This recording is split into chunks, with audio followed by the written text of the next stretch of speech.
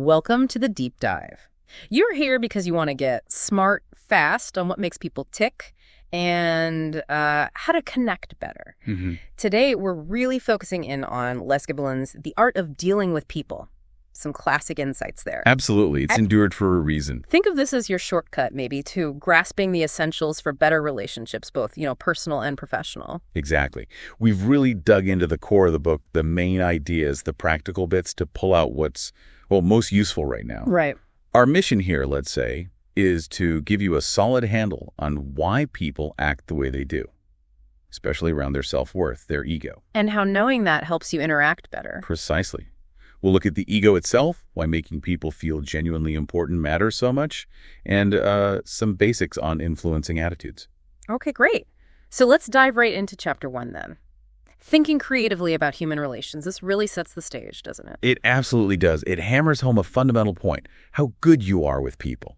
It impacts, almost everything in your life. And the scale of that impact is kind of staggering when you look at the numbers Giblin cites. It really is. He points to research suggesting something like 85% of professional success comes down to human relations skills. 85%. That's huge. And it gets even bigger for personal happiness, like 99%. Wow. 99. Think about it. Most jobs aren't solo acts. It's all teamwork, clients, managing up, managing down. Yeah, navigating all those interactions. So those numbers, while maybe, approximations, they probably reflect just how vital these skills really are. 99% for happiness, though. Yeah. It really hits home. And it's interesting how the book suggests, we often blame the wrong thing when stuff goes wrong. We do. We think, I need more technical skill, or I wasn't smart enough. Right. But Giblin argues, often it's really about how we're dealing with people, or not dealing with them effectively. So someone could be brilliant, technically amazing, but still struggle if they can't build rapport. Exactly. If they can't earn respect or communicate well.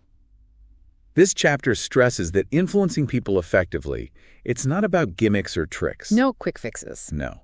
It's presented as more of an art, grounded in genuinely understanding what makes people tick. Human nature, basically. So the book's aim is really to give us those insights and then practical ways to use them, to build cooperation, respect, that sort of thing. That's the core idea, and it emphasizes moving past those, let's say, old-school manipulative tactics. They just don't fly anymore. People see through them. Yeah, you can spot insincerity a mile off. You really can. So the big takeaway from Chapter 1 is pretty clear. If you want success, if you want genuine happiness, working on your people skills isn't just nice to have. It's essential. Absolutely essential. Okay, that makes sense. Let's move on to Chapter 2 then. Understanding the human ego. Now, ego often gets a bad rap, doesn't it? It really does. We hear ego and think egotistical, arrogant. Right, something negative. But Giblin offers a more nuanced view. It's quite interesting. He suggests the ego isn't inherently bad. He even quotes someone, Edward Bach, I think, calling it a divine spark. A divine spark. Yeah, like it's the thing that drives ambition, achievement. It represents our basic human dignity, our sense of self-worth, that feeling of I matter. Okay, I see. It's more fundamental than just arrogance. Much more. And from this idea, Giblin pulls out 4 fundamental truths about human nature. These really shape our interactions. 4 truths. Okay, what are they? So first, everyone has an ego. Everyone has that sense of self. Oh. Second, self-interest is usually number 1. We tend to look out for ourselves first. Makes sense. What's third? Third, everyone deep down needs to feel important, valued by others. That universal craving. Exactly. And fourth, people want approval. It validates that sense of self, that feeling of importance. Okay, those 4 points seem pretty intuitive when you lay them out like that. They do, don't they? And the book links us directly to self-esteem. How we feel about ourselves impacts how we treat others. Right. High self-esteem means you're maybe more generous, more open. Generally, yes. While low self-esteem, that can lead to being more self-absorbed, maybe defensive, even hostile sometimes. Because you're trying to protect that fragile sense of self. Kind of. Think of it like this.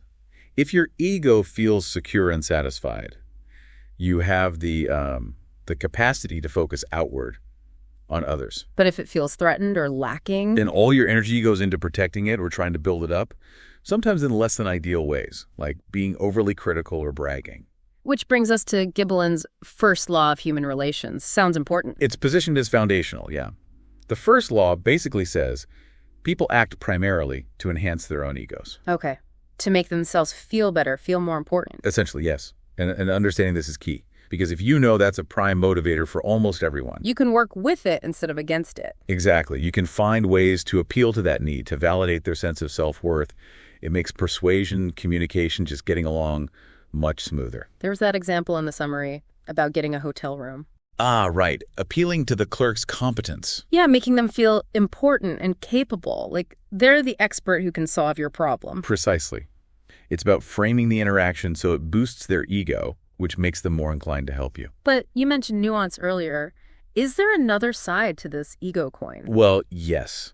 It's worth acknowledging that while Giblin paints a pretty positive picture of the ego as a motivator, other perspectives, like from psychology, point out that an unchecked ego can definitely cause problems. Think narcissism, inability to take criticism. Right, a leader who thinks they know everything and shuts down ideas. Exactly. So understanding the ego's drive is crucial, yes, but it's also about finding that healthy balance, both in ourselves and how we deal with others' egos. It's not just about flattering people. Good point. It's complex. So Chapter 3 seems to build directly on this. The importance of making others feel important. It sounds like putting the ego understanding into practice. That's a perfect way to put it. Giblin introduces this idea of human wealth. Human wealth, okay. Yeah. It's not money. It's our ability, our capacity to make other people feel better about themselves, to boost their sense of value, acceptance, appreciation. Like an emotional bank account? Sort of. And the key is that we should be generous with it, giving it away freely through, basic courtesy, politeness, genuine compliments. Because those things validate the other person's worth. They absolutely do. It's like saying, I see you, I value you. And this isn't something you just grow out of needing. Apparently not. The book stresses that even highly successful people who seem to have it all together, they still need it. They still have that fundamental human hunger to feel important. They still need that external validation sometimes. We all do, really. And small things can make a big difference here either way. Huge difference.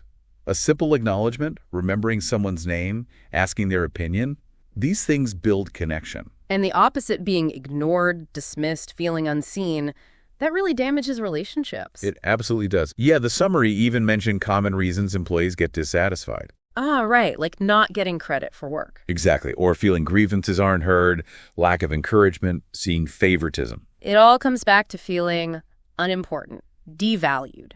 It really does. And this chapter offers the first of 4 specific ways to make others feel important. And it's pretty fundamental. What is it? Simply, think other people are important. Genuinely believe it. So it starts with your own mindset. It has to.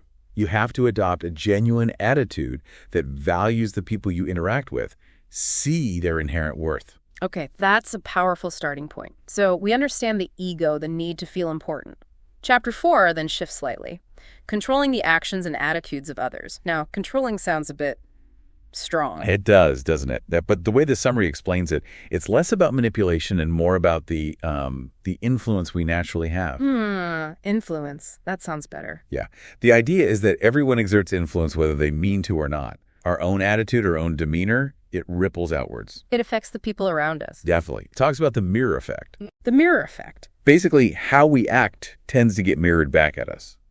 If you approach someone with anger or tension, you'll likely get that back. Much more likely, yes. Yeah. But if you approach calmly, positively, you're more likely to get that back. Makes sense. There was a practical tip about using a soft tone. Right. In tense situations. Simply lowering your voice, speaking calmly, can be incredibly effective at de-escalating things. Instead of matching their energy, you bring it down. Exactly. It breaks that cycle of rising tension. Think about when someone yells at you, the instinct is to yell back. Right. Yeah. Get defensive. A calm tone can disrupt that whole dynamic. And it's not just about avoiding negative spirals. It's about creating positive ones, too, like enthusiasm being contagious. Absolutely. Enthusiasm, confidence. Yeah. These things are catching. The book also talks about the power of acting confident, even if you're, faking it till you make it a bit. How does that show up? Through subtle things. Nonverbal cues, mostly. Good posture standing tall. A firm handshake, not limp, not crushing. Speaking clearly, not mumbling. And a smile. Genuine smile, yes. These things project self-assurance, which influences how others perceive you and interact with you. There was also that interesting bit of advice from Winston Churchill. Ah, yes, about encouraging virtue in others. How did that go again? The idea was, instead of shaming or criticizing someone for a failing, you impute the virtue you want to see in them. You act as if they already possess it. So you assume the best in them. Kind of. You appeal to their better nature. Rather than saying, don't be lazy, you might say, I know I can count on your diligence for this. It encourages them to live up to that positive expectation. That's a much more positive approach than criticism or threats. Way more positive and often more effective, according to this perspective. It leverages that desire to be seen in a good light. So wrapping up the section, the key idea is really about consciously managing our own state, isn't it? Exactly. Cultivating that positive, enthusiastic, confident demeanor. Through relatively simple changes, posture, voice, attitude. Yes. Because doing that directly influences the atmosphere and how others respond to us. Mm-hmm. Our demeanor sets the emotional tone. Right. Okay. So, as we wrap up this deep dive, we've covered some really foundational stuff from the art of dealing with people. We really have. We looked at that driving force, the human ego. And how crucial it is to genuinely make other people feel valued, that idea of human wealth. Mm-hmm. And then the basics of how our own attitude, our confidence, our enthusiasm, how we show up, influences the people around us through that mirror effect. And these aren't just abstract ideas, are they? They're presented as really practical tools. Very much so. That's the value Giblin offers, I think. A straightforward way to understand some core human psychology and apply it to improve, well, pretty much all your interactions. It feels like a shortcut to being more effective, more connected. That's a good way to put it. A shortcut based on understanding, not tricks. So here's something to maybe mull over after this. How might things start to shift for you at work, home, wherever, if you consciously pick just one of these principles to focus on? Like, what if you really committed to giving, say, 5 genuine compliments every day, like the book suggests? Just that one thing. It could make a real difference over time. Which idea we talked about today really resonated with you? Was it the ego, the importance piece, the influence part? Worth thinking about why that particular one struck a chord. Definitely food for thought. Thanks for joining us for this deep dive.